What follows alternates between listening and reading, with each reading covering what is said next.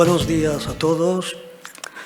Bueno, para mí es un placer y un honor presentar al profesor Joaquín Melgarejo, con el que me une, yo diría que unos al menos 25 años de relación profesional, diría que totalmente sinérgica.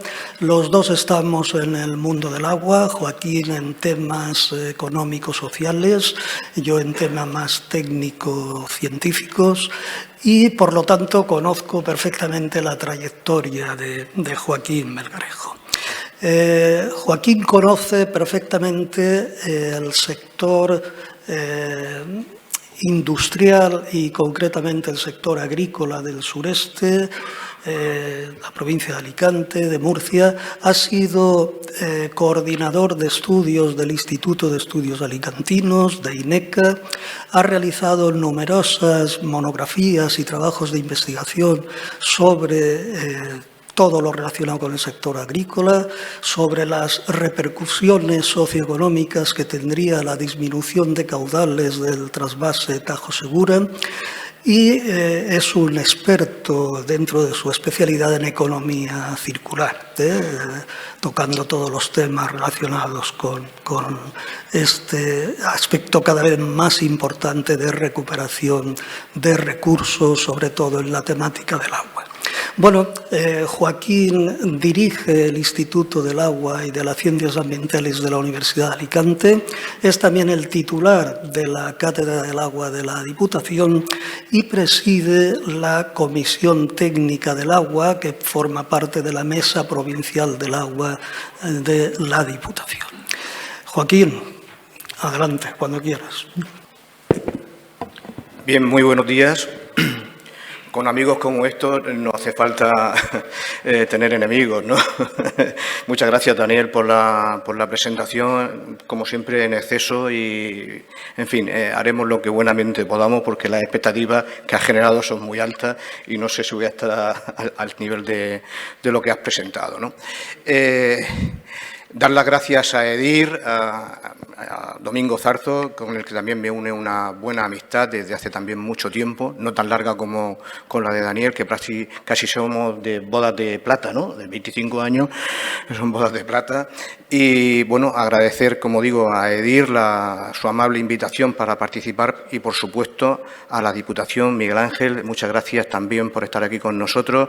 Que la Diputación es el marco donde, en buena medida, se desarrollan parte de las actividades que desde el Instituto y desde otras cuestiones venimos realizando, en colaboración casi siempre con parte o buena medida de esas comunidades de regantes a las que ha hecho referencia Daniel y el propio Miguel Ángel en su presentación. Bueno, y hemos dedicado un tiempo, creo que suficiente, a realizar las actividades que creo que pueden ser de su interés. Cuando a mí me invitaron para dar una charla o una conferencia, no sabía que iba a ser la ponencia Marco, ni muchísimo menos. Pensé que iba a estar como un participante más, y bueno, es un honor y que agradezco y espero estar a la altura de las circunstancias, ¿no?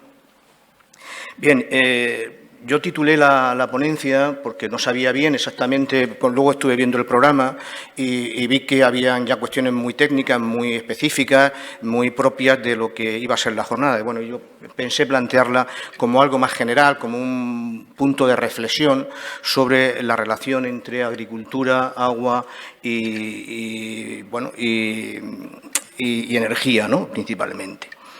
Y así lo he titulado. Espero adaptarme al tiempo que me han marcado.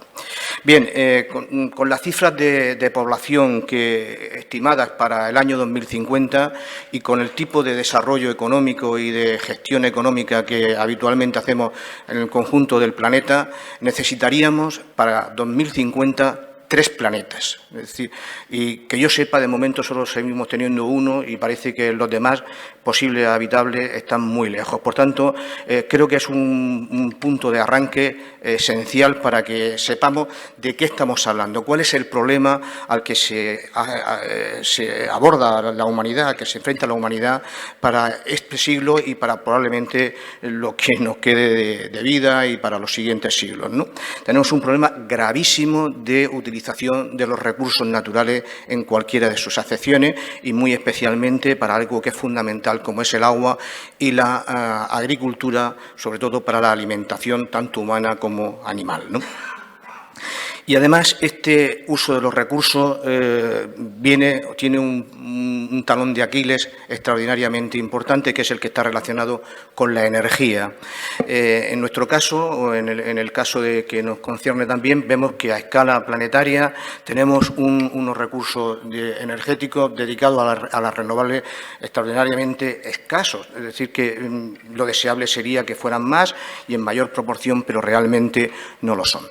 Si vemos en ese pequeño gráfico de la izquierda o de la derecha para ustedes, nos vemos como a escala planetaria necesitamos en la actualidad, para 2016-17, que es cuando está hecho este gráfico, 1,6 planetas para seguir funcionando. Sin embargo, si las pautas de comportamiento fueran las de algunos países como Australia o los Estados Unidos, o incluso miembros de la Unión Europea, etcétera, no necesitaríamos 1,6, sino que estaríamos consumiendo por encima de 3 o 4 planetas ya, no dentro de 25 años, no dentro de 30 años. Por tanto, los retos que la humanidad tiene son extraordinariamente grandes y complejos y que debemos de prestarle más atención, creo, que de la que habitualmente hacemos. Al calor de esto, se viene recordando lo que llamamos el Día de la Sobrecapacidad. El año pasado, en el año 21, el día 29 de julio, se alcanzó esa sobrecapacidad de producción y de regeneración de los recursos naturales el 29 de julio. Pero esto lleva una progresión absolutamente galopante desde que se estableció este indicador, ¿no?, del Día de la Sobrecapacidad.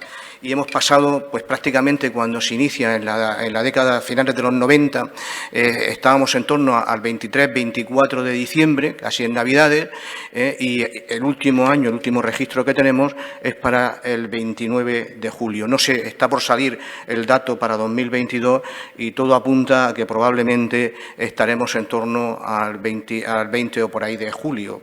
Eso es lo que parece que indicar, ¿no?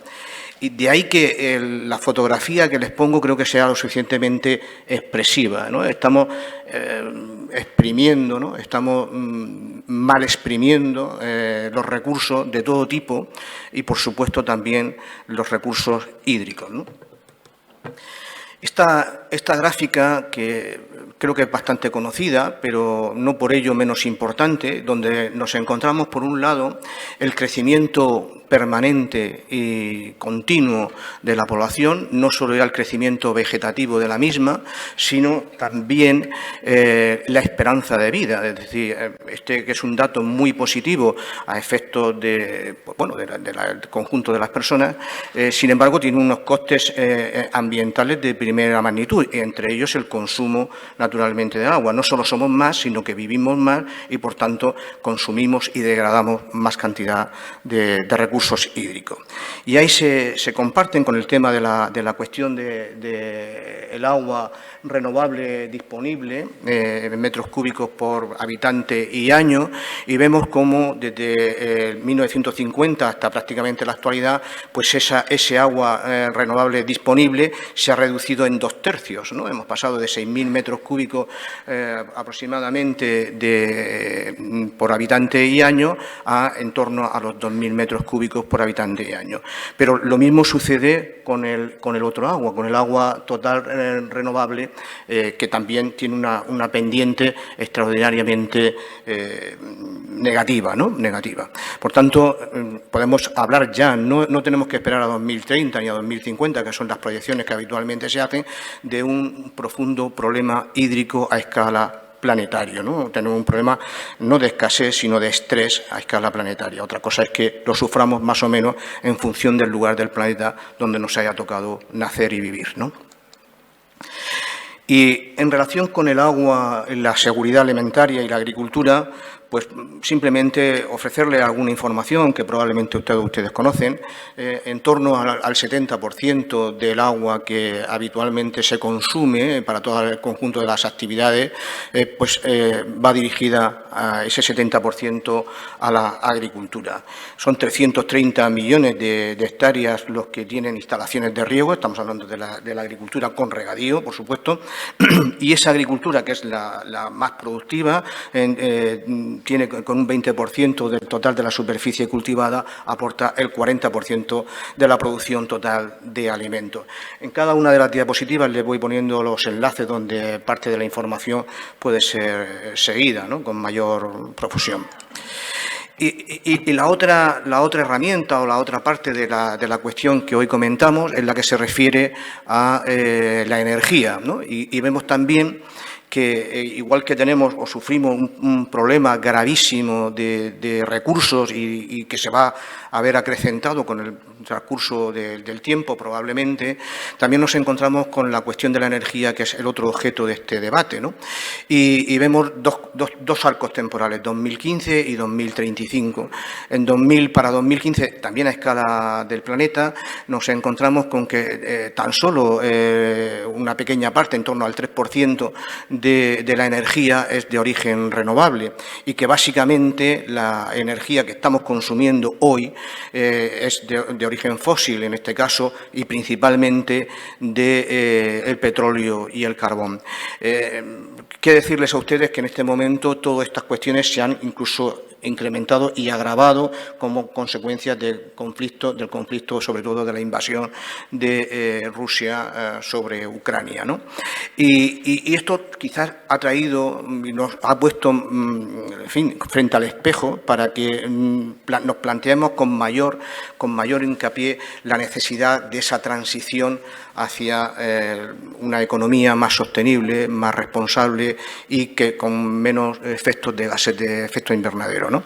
Vemos como para 2035, aunque las proyecciones son mejores, no obstante, seguimos con una dependencia extraordinaria del carbón y del petróleo. En muchas ocasiones los medios de comunicación pues hacen mucho hincapié en el tema del petróleo porque nos afecta muy directamente con los vehículos, etcétera, y con los precios, naturalmente, de las gasolinas, etcétera, pero quizás en muy pocas ocasiones se sigue haciendo referencia al uso masivo del carbón. El uso masivo del carbón, que es uno de los agentes más contaminantes a efectos generales, pues sigue teniendo dentro de la matriz energética un componente extraordinariamente alto y muy difícil de sustituir, sobre todo en determinadas economías de países menos desarrollados, como puede ser India o como puede ser China, etcétera. Bien, planteado la cuestión de una manera general, vamos a intentar, o voy a intentar ir comentándole algunas cuestiones referidas a nuestro país. Para España, pues la situación en términos de dependencia energética de este tipo de energías renovables es más favorable. Estamos en torno al 17-18% para el último año que tenemos registros disponibles del INE de 2020. Pero, no obstante, como pueden seguir en ese gráfico, nuestra dependencia del petróleo es extraordinariamente elevada en un país, sobre todo, que no tiene otras alternativas, que no tiene otras posibilidades porque no tiene ese recurso natural para poderlo transformar, etcétera. Y todos los problemas que esto está generando de sobrecostes eléctricos que inciden directamente en los costes agrarios y en todos los elementos de transformación. Agua y energía, como conocen, pues va íntimamente ligada, tanto en su producción como en su distribución, como en su transporte, etcétera, ¿no? Bien, hay un informe del que les quiero hacer el partícipe, no sé si lo conocen, de una universidad de Canadá. Esto salió en marzo de 2022, de este año, hace un par de meses. Y ahí tienen el enlace, pues si lo quieren consultar más adelante o cuando quieran. Y bueno, se hacen algunas reflexiones que creo que son interesantes, ¿no?, para tenerlas presentes de cara, pues, a una conversación futura o para su toma de decisiones, ¿no?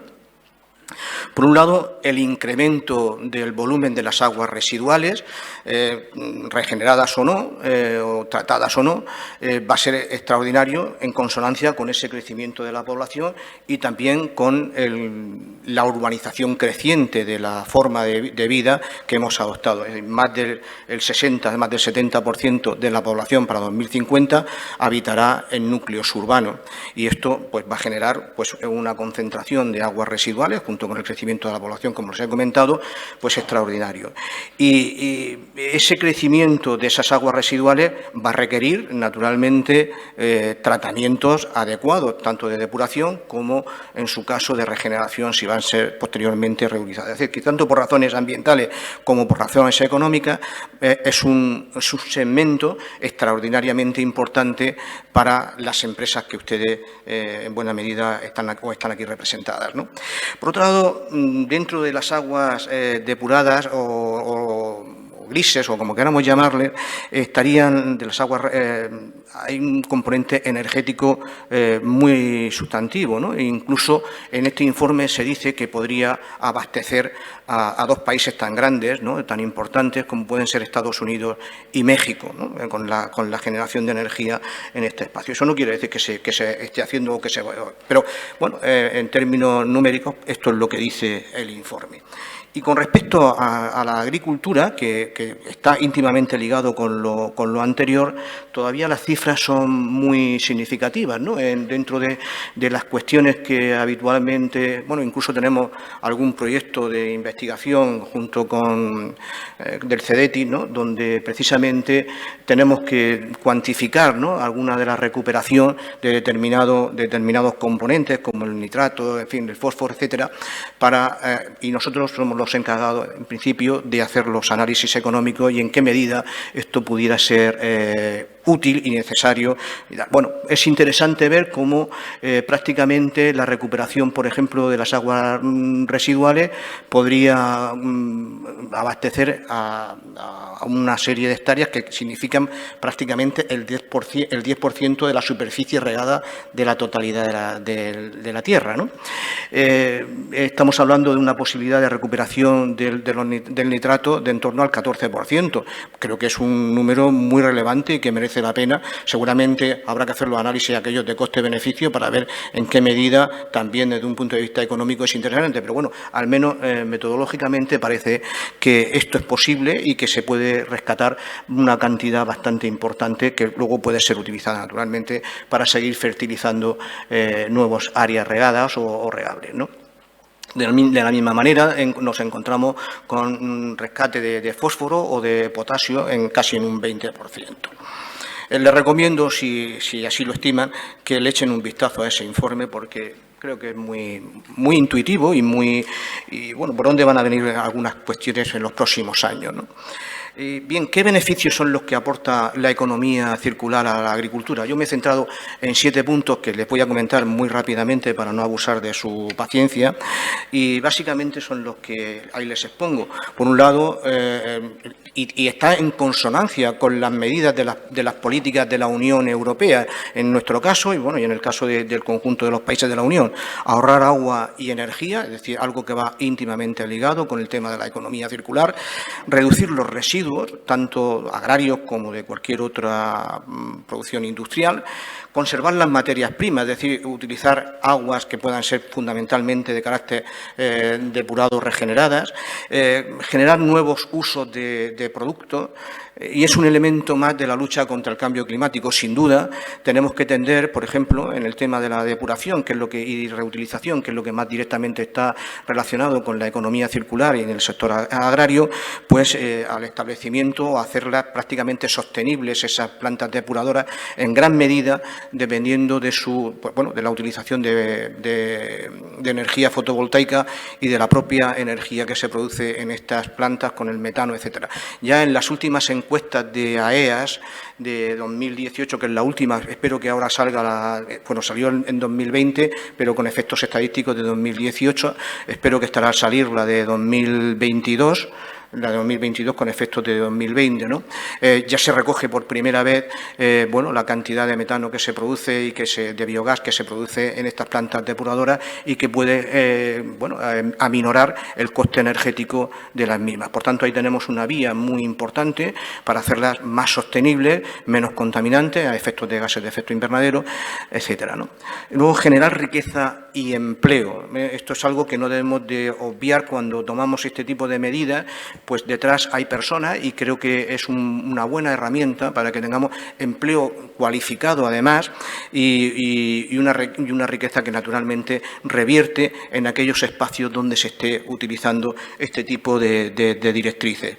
Y algo que se suele a veces no utilizar con mucha frecuencia, que es el tema del impulso a la innovación. Yo sé que todos ustedes pertenecen a empresas donde la innovación lo tienen muy presente, porque sin innovación es imposible mantenerse en la competencia del mercado y, por tanto, lo llevan en su ADN, ¿no? la idea de la innovación. Pero también en el sector agrario, que a veces no se conoce o es mal conocido, no lo digo por ustedes, sino por el conjunto de la ciudadanía, donde se están haciendo esfuerzos gigantes de innovación tecnológica e incluso un país como el nuestro está exportando tecnología e innovación referida a la modernización de los sistemas de producción agraria, ¿no?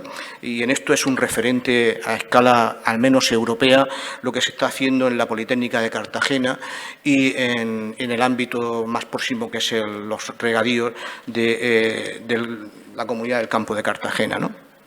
Bien, ahí les pongo un cuadro síntesis del consumo energético de los diferentes procedencias de las aguas subterráneas, del agua superficial, del trasvase, de la desalación y de la reutilización, tomando rangos y, por supuesto, estos son rangos que habría que afinar mucho para las circunstancias concretas, ¿vale?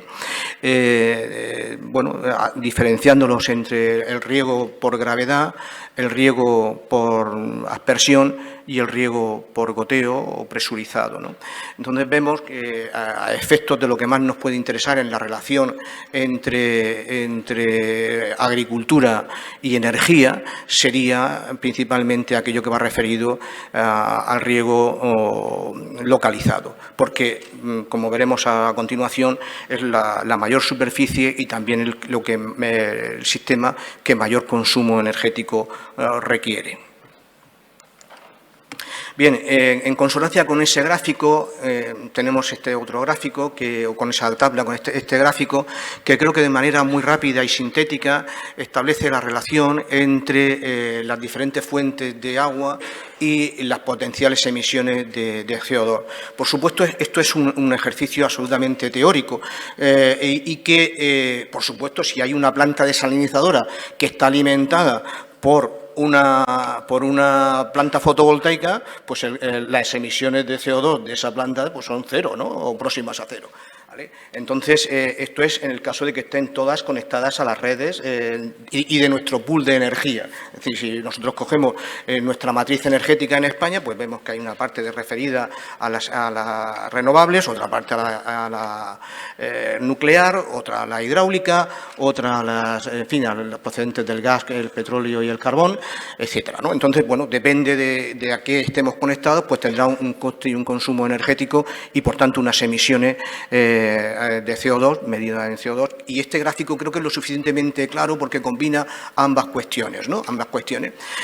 Bueno, ustedes son lo suficientemente hábiles para ver qué es lo que significa esta cuestión, y yo sí que quiero remarcar, porque estamos donde estamos en la provincia de Alicante, y que una de las medidas más eficientes desde el punto de vista energético para el sector agrario, sin duda, es el trasvase Tajo Segura, que tiene un consumo energético en el trasvase y en el post-trasvase, uniendo las dos cuestiones, de 1,1 kilovatios hora metro cúbico, ¿vale? Por tanto, es un agua que primero tiene una componente de carácter económico muy importante, porque la factura energética dentro de esta cuestión es esencial en la tarifa que pagan los regantes, y por otro lado está en los temas ambientales. Es decir, sin duda es una de las medidas más ambientalmente sostenibles dentro del panorama nacional.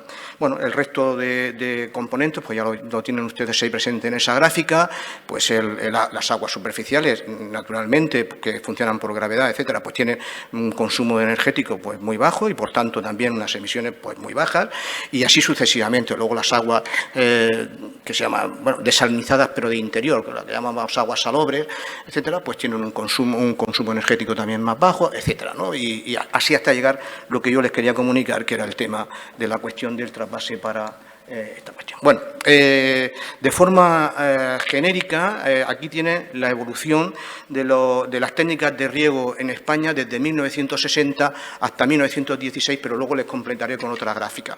Es interesante observar qué es lo que ha sucedido en el sector agrario y qué prácticas de riego son las que se han ido desarrollando a lo largo de estos 50 y tantos años. Vemos cómo el regadío por gravedad ha ido perdiendo importancia en cuanto a la superficie regada, y ha tenido un descenso muy importante, especialmente a partir del comienzo del siglo XXI, ¿no? Y por contra, vemos la otra evolución, que es espectacular, que es la del agua presurizada, la del agua por goteo. Vemos cómo durante los primeros años de la serie prácticamente no existe, y cómo a partir de los años 80, precisamente coincidiendo con la llegada de las aguas del trasvase Tajo Segura, como antes había sucedido con la explotación de las aguas subterráneas, es decir, aquellas aguas que tienen precio, que tienen un coste económico, automáticamente tienden a la modernización, porque una parte de su estructura de coste viene referida al input agua, ¿vale? Y, por tanto, en esos lugares donde el agua hay conciencia de pagar de precios, automáticamente han generado mecanismos de carácter económico para intentar reducir su factura de agua y, por tanto, también de energía en algunas ocasiones. Bueno, vemos cómo a partir, sobre todo, de los años de finales del siglo XX, el crecimiento es exponencial del agua para riego a través del método del regadío presurizado, del agua por goteo, y hasta llegar y convertirse en la actualidad en la mayor superficie regada de nuestro país, en torno, ahora lo veremos, en torno a los 2 millones de hectáreas, 1.900.000 hectáreas, que se riega con regadío por goteo. Aquí tenemos los últimos 10 años de las fuentes SIRCE, la evolución de las superficies regadas por gravedad y riego localizado entre 2010 y 2020, y que coincide con lo que anteriormente les he comentado, alargando la serie hasta 2020, que es el último dato que es disponible, ¿no? Vemos cómo prácticamente esto que les comentaba, que hay en torno a los 2 millones de hectáreas, 1.900.000 dedicadas a riego por goteo, y en torno a las 900.000 hectáreas por riego por gravedad. Les recuerdo, para aquellos que quizás no lo tengan en la memoria, que a la altura de 1900, al inicio del siglo XX, la superficie regada toda era por gravedad y estábamos en torno a 900.000 hectáreas. Es decir, que hemos vuelto en el sistema de regadíos por gravedad, por inundación, en torno al entorno de 1900, es decir, un siglo, casi 20 y tantos años que llevamos de ¿no? Bien, aquí tienen los tipos de riegos de regadíos en España, también con la misma fuente de SIRCE, y esto es lo que les quería poner de manifiesto, que el riego localizado ya es del 53%, del 53% de la totalidad de la superficie regada en nuestro país. La superficie total está en torno a los 3.800.000 hectáreas, ¿no? Lo digo en relación con el tema del consumo energético. Y luego la evolución de la superficie de riego localizado por comunidades autónomas. Yo les recomiendo un libro que se hizo el año pasado, dirigido por Julio Berbel, de la Universidad de Córdoba, sobre la eficiencia del regadío. Es un libro que recuerdo, fue Fenacore, ¿no? O Fecoreva, no, Fenacore quien lo publicó, ¿no? Fenacore. Bien, vemos que en esta composición por comunidades autónomas, pues nos salen los datos que habitualmente suelen salir de eficiencia para todas las cuestiones, tanto sea de depuración como de reutilización, como de desalinización, etcétera, pues siempre tenemos que venir al sureste. Y la región de Murcia es la zona con mayor regadío presurizado, está en torno al 85%, y ya tiene muy poco margen de seguir creciendo, al margen de los regadíos tradicionales, la Comunidad Valenciana y Andalucía. Es decir, aquí aquellas zonas que por razones climáticas, edafológicas, de cultura, etcétera, pues son las que mayor esfuerzo han venido realizando durante estos últimos 30 o 40 años de modernización de los sistemas agrarios de explotación. ¿Cuál es la distribución de la demanda estimada en el año 2021 para los principales usos consultivos? Pues insistimos en el tema del regadío. Más del 80% del agua de nuestro país va dirigida al sector agrario. Hay una pequeña distorsión con respecto a lo que sucede a escala planetaria, que hemos dicho que era del 70%. En nuestro país tenemos un uso más intensivo del agua para regadío, quizás también por nuestras razones climáticas y por nuestra posición en los mercados internacionales, ¿no? Y por último me van a permitir un pequeño capricho, que es que les comente algo sobre la comunidad del campo de Cartagena, ¿no? Porque creo que es una comunidad modélica en el uso del agua y también que nos sirve como ejemplo de qué es lo que está sucediendo o qué es lo que ha sucedido en estos últimos años.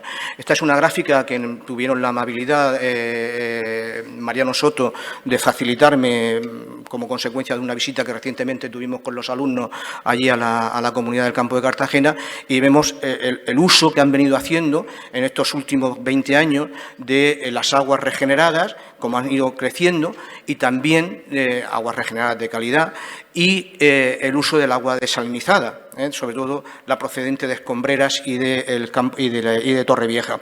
Y vemos como en el periodo de sequía de finales de 2014 a 2019, el consumo tanto de agua depurada como de agua desalinizada se ha visto naturalmente incrementado como consecuencia de esa escasez, ¿no? De esa escasez y sobre todo de escasez procedente del agua del trasvase. Y aquí quiero volver a reivindicar la necesidad del trasvase, porque el trasvase es el componente, es la pieza clave para el mantenimiento de todas las superficies regables en la cuenca del Segura, porque sin el trasvase, por razones ecológicas, por razones ambientales, por razones agronómicas. Es decir, si mucha de esta agua no se podría utilizar o no se podría utilizar directamente, por ejemplo, el agua desalinizada para determinados cultivos sin ser mezclada con agua del trasvase, por ejemplo, para los cítricos.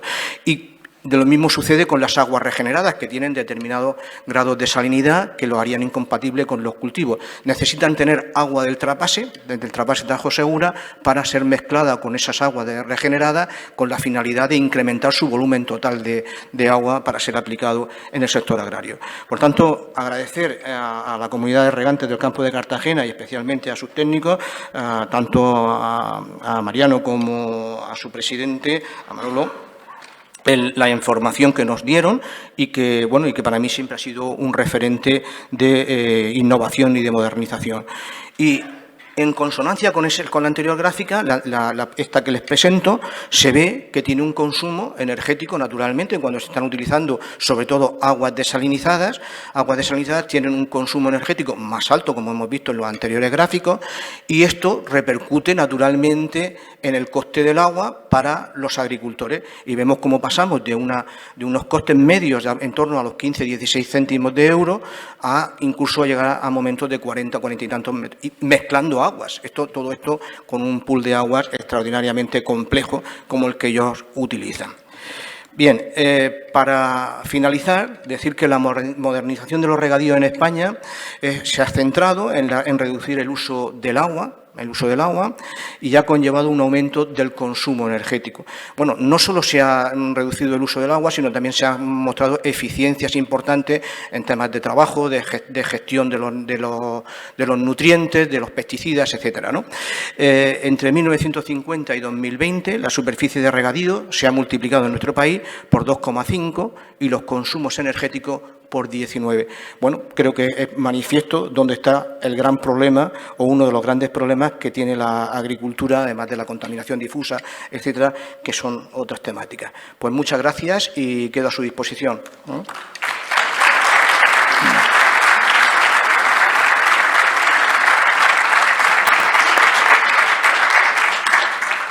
Muchas gracias, don Joaquín, por esta cantidad de datos tan relevantes que nos ha ofrecido y, sobre todo, pues los retos que se abren a todas las empresas e instituciones que estamos, de alguna forma, relacionadas con el tratamiento y la gestión del agua, pues para poder dar respuesta a todas estas necesidades que tiene la agricultura. Bueno, vamos a hacer una pequeña pausa, vamos a tomar un café, gracias a gentileza de Danfoss, que nos patrocina el coffee de ahora. Nos vemos aquí como en media hora. Gracias.